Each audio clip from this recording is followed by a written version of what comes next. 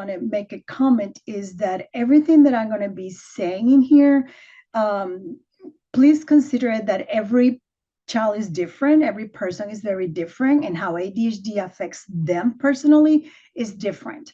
So not everyone is going to have some of these challenges that I'm going to mention, and some might have all of them and more. So just be aware that you think about your child and think about how is this affecting you personally. So how ADHD affect a parent-child relationship? When I think of a parent-child relationship, I always see 5 areas of that relationship that it gets affected by ADHD, and how that ADHD is manifesting, excuse me, in the child. One of the challenges that I see is communication challenges. And I always start with communication because the the fact that we don't listen, and as a parent, I have to say that sometimes we have thoughts and ideas in our heads and we don't listen. So a person with ADHD, a child, can have difficulties stopping what they're doing and putting attention to the parent and listening to what they're saying. And we as parents, we just make a statement and we just let it be and hope that they got it and they do what we ask them to do. And many of the times they don't get it, or they listen to half of it. Part of it is because they're distracted and engaged in whatever other activity they're doing. So that's very difficult for them to really grasp everything that is being said to them by an adult, and especially a parent. So communication, learning how to listen, teaching how to listen and to slow it down is important. Um, Another challenge that I see is the parental stress. Raising a child with ADHD is not easy. And there's going to be a lot of difficulties that we're going to encounter. And as a parent, it's very stressful. And we need to understand that there's some demands from our child and from their diagnosis. And we need to know that we have to figure out what kind of support do I need, especially with my partner. If there's 2 parents in the homes, we need to make sure that we collaborate together, or whoever else is helping me to parent this child. We need to be talking and making sure that we're on the same page. Link back to the communication, how important it is. That parental stress, managing how I am being triggered for some of the behaviors, and triggered by other people, comments. So managing parent stress is really important because it can also affect that parent-child relationship. Another challenge that I see with parents is going to be that discipline and behavior management. This is when parents are starting having a lot of calls from someone, a daycare, a family member, the school is calling and complaining about the child's behavioral challenges, and they don't know what to do. And we start hearing about their inability to self-control, their disrupted behavior. They're not being consistent on what they need to do. So we get really frustrated hearing the same complaints over and over. And if their other person's experience is different than us at home, then that really has an emotional impact on us as parents as well. So we need to be aware that how can we balance it and not take this personal, and how do I teach my child self-control? What is it that they need to do and learn to manage those behavior management, behavior challenges that they're having at other places? Another aspect that is affected in here is the emotional regulation. And many of you know that emotional regulation is one of those executive skills, and is the one that we have the most challenge, because we don't know naturally how to identify our emotions and how to express them. So we had to be taught. We had to be given the names of that emotion. Sometimes it could be frustration, anger, but sometimes it's sadness. Sometimes it's I'm hurt, or even if I don't feeling good, I need to have the vocabulary to know how to express these emotions.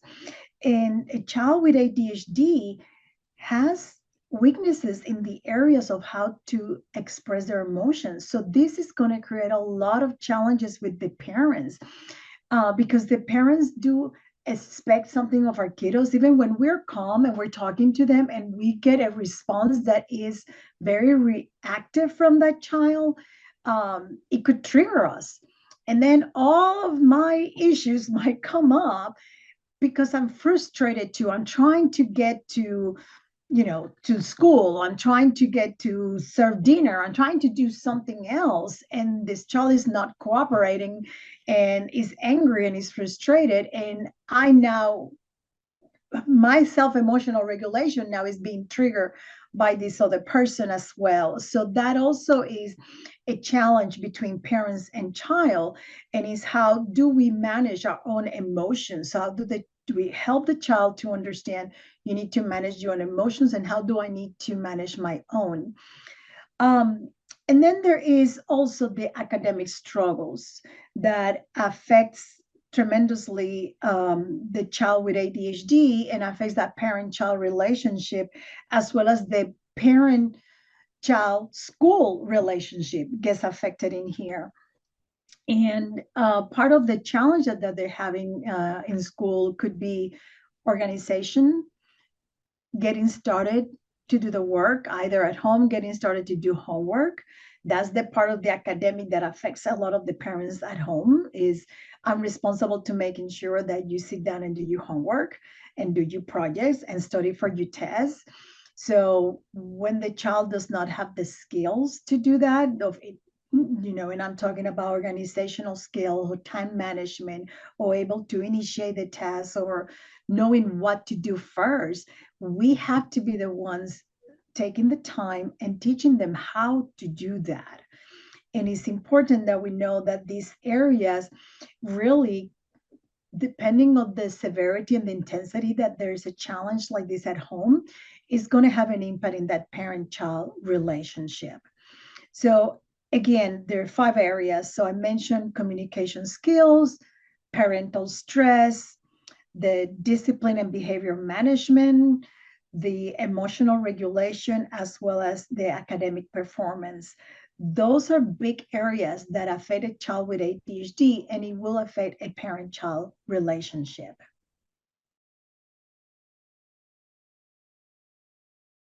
Let's talk about some of the strategies.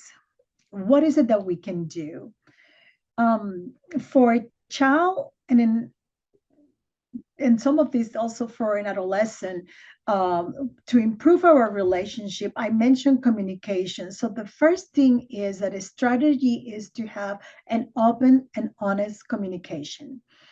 And it start by being honest with our kids when they get the diagnosis. And I have to emphasize, parents, let's not hide the information from our children. Our children listen and they know something is going on, and they will come up with their own conclusions if that is not explained to them. And sometimes it's very negative self-talk that is going to come up if we don't explain what's happening, and what is the diagnosis with them. So I'm going to say that at the moment that a child is diagnosed with ADHD, regardless of the age, we start talking, and you talk at the level that your child is going to understand. But have an open conversation and very honest about the diagnosis, and let them know that you all will explore more about how this affect them and what are the things that they can do, and that you're there to support them. So knowing that talking between us is a safe place and it's okay, and that we're not going to judge anybody, is important in here. So that's part of that open and honest communication. Also teaching in this communication about active listening and how to be empathetic and how to provide feedback. I think that's very important. And for me, a tool that I use a lot is from Ross Green, in his model of collaborative practice solution, or collaborative collaboration between parent and child. Is really, he talks about a plan B, and basically what he says, you have to understand that the more that we collaborate together, and the more that we talk about, this is the challenge that we're having, this is the problem, and this is the outcome that we would like to see. What are we going to do? What is it that you want about this situation to be different? And listening to what the child has to say. I think that that's really, really important, is listening to them. And if we model for them how to listen, how to do reflective listening, which means, how do I say to them what I'm hearing them explaining to me? So I'm like, so I heard you say that, you didn't write down the assignment that you have to do, that you forgot at that moment when the teacher was talking. Okay, so what else can you do? What will help you to remember? So it's having that open conversation, but also making sure that you understand, that you tell the child, this is what I heard. Is it correct? If this is what you said, yes, okay, so let's move on about what can we do. And I like to always do a lot of brainstorming in this communication. Is about, so they have ideas on how they can solve their problems, and I have ideas. So it's, my idea is not better than theirs. It's about what's the best, and which one the person is willing to try, which one is that child willing to try first. So that's part of that communication. I think it's also very important, also at home, as a strategy, to be consistent and to establish routines and structure. Every time I say this to the parents, people always react like, oh, here we go, routines and structures. We can't do that, doesn't work. And I always say, tell me what you do every time that you wake up in the morning, because everyone has routine and structures. Did they work or not for you don't matter at this moment. It's about you have them. So I want you to hear yourself talk about, this is what I do in the morning when I wake up. I wake up the kids, I get them ready for breakfast, tell them to get ready, get dressed up, and I go and prepare breakfast. And that's your structure in the morning. So I'm not asking to do something really different. I'm asking you to be very consistent in that structure. Like, for example, if you want your child to do the homework after dinner, then be consistent and the homework is done after dinner. Don't come one day and say, we want to start doing the homework before you have dinner, because you already have told them that you're going to do it after dinner. So be consistent, because they're going to follow you lead. But if you change what you have set up, then they're going to challenge you because it's not being consistent. Oh, and they're not gonna remember, what is it that you want me to do today? You're gonna change it, so I'm not sure. So that the routine is important, especially the more predictable that we can be for like simple things: mealtime, shower, homework, bedtime. That's it. Be as predictable as you can with those 4 things. Start there. And then you continue to improve that structure. Once you have, kind of like your evening instructions set and it works for you, then you can think about, how do I want the morning instruction to look like? But structure, consistency, this is really important for a person with ADHD and for any child, period. This is very important. And one more thing I want to mention about this structure is, make sure that you discuss it with them ahead of time. Don't create it yourself for you, and okay, this is how I want to do it, and don't have that conversation with them, because you want to prepare them. A person with ADHD and challenges in their executive functions will have difficulty with flexibility at time and transition. So they're going to need your help to know, okay, so this is what we're going to do now at home. So you might say, on a weekend, you might have a conversation and say, okay, starting Monday, after school, Monday to Friday, this is going to be the routine that we want after school. And this is how we're going to do it. And that's okay. Put it in practice, and you have to give yourself time to do this. Do not give up, because it takes more than 30 days for them to start realizing this is what we're doing in a consistent basis at our house. Another strategy that you can have is setting very realistic expectations. So I want to remind you, or let you know if you don't know, that a child with ADHD typically is 3 to 5 years behind their chronological age of their peers in maturity level, in grasping to do some things that has nothing to do with intelligence. So please know that. But it's more about this maturity level on how I can really follow through some expectations that are for an 8-year-old. That, when we look at developmental stage, an 8-year-old is supposed to do A, B, and C. Maybe you 8-year-old still behaving like a 5 or a 6-year-old, and is not doing what is expected developmentally of an 8-year-old yet. He will get there, she will get there, but just give yourself time. So that's what is important, to set up very realistic expectations. Consider their ability, their strengths, and what is their limitations as well. When I say this to parents, sometimes they make a comment to me and say, but I need to lower my expectations for my child. And I said, don't ever don't do that. Don't lower your expectations. That's not what I'm saying in here.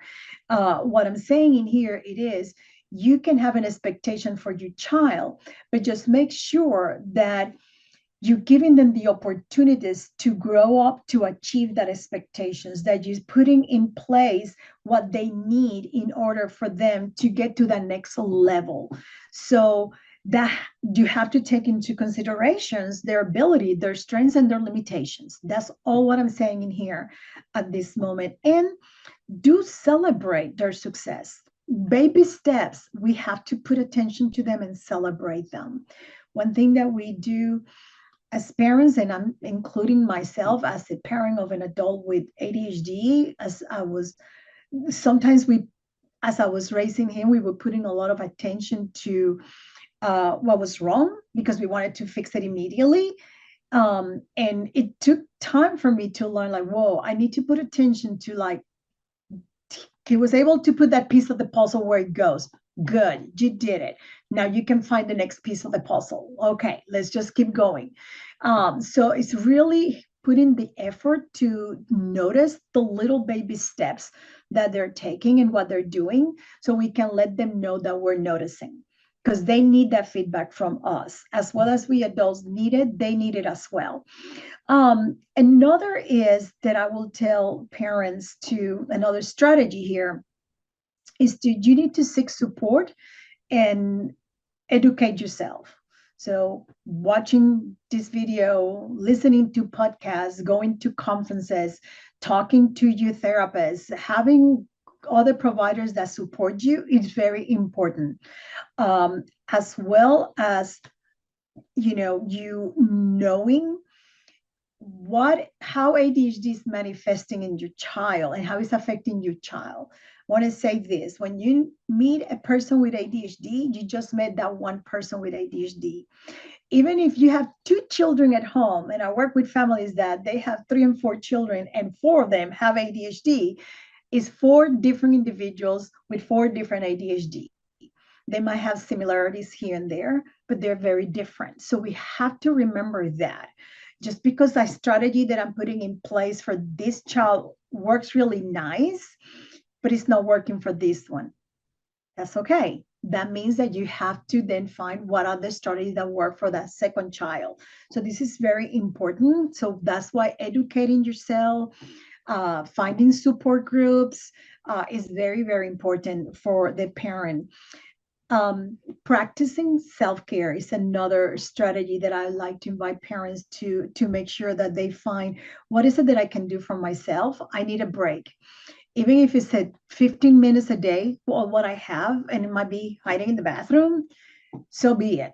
Take those 15 minutes and do your breathing, water in your face, just relax for a moment, and then go back out, to the family, and to be a strong advocate for your children and to do the role as a parent, you have to take care of yourself. So I do invite you to find ways how you can recharge your battery, how you can, what activities you like to do that maybe is not weekly, maybe it's once a week. Reading, having friends that you can go out once a month, whatever it is for you, find it, identify it, and add that to your schedule. And I will tell you, you can start. I said the 15 minutes, go to the bathroom and breathe and things like that. You can start by practicing breathing on a daily basis and staying away for 10 minutes. And you can tell your child, you can demonstrate to them how are you taking care of yourself as well. Again, there's no better teacher than ourselves with our children and modeling for them. So I think that that's another strategy, as well as collaboration and teamwork. And with that, I mean, involve everybody in your family to help you solve different situations that come up, from your partner, from your own children, from including the child with ADHD, from other family members. How would you do that? Ask them. When you encounter a challenge, a difficulty, ask the child, what do you want to do about this? Have that conversation with them. How can we solve this situation? And then listen to them. Listen to the explanation. If there's a problem, they got in a fight at school, then it's like, listen to what they're explaining to you, understand their point of view, and then said, okay, so what are we going to do different? Because this is back again to that self-emotional regulation. If there is a fight or something like that, how do I help my child to regulate their emotions? But I am not the only responsible on finding ways of making things better for my family. I have to include other family members. And that also means that I might have to educate other family members. So if my parents are involved in raising my child and they see them frequently and they help me with babysitting, I do have to have a conversation with them about my child's ADHD diagnosis, how is it manifest, and what works for them. And this is very important because this is when we hear from family members their opinion, and they will give it to us, even if we don't ask, very clearly what they think that we need to do or not to do. They disagree or not with our ways of raising our children. So you provide information, educate them, and slowly help them to understand this is how I want to raise my child. If they're not supportive for you, then and then you can just put them aside and have a different relationship, but not necessarily to help you with your child. But if they understand and they're a good support and they are there to help you, then use them. Don't take all the responsibility on you own by yourself. This is hard and this is long term. This is not just at this moment. We really, when we have a child with ADHD and challenges in executive functioning, this is for the rest of their lives. So we need that support long term. Okay. And the last strategy that I will mention is celebrate their strengths, celebrate every strength, every creative, positive experience, every opportunity that you have to notice and tell your child what they're doing great. Say it, celebrate that. Doesn't have to be a huge party. Just saying it, hugging your child, saying out loud what you notice them doing well is important. So please, please, please, that's the last strategy that I mentioned here in this series of strategies for a child and parent-child relationship. But don't forget, it's the most important one, even it's the last one. Let's celebrate.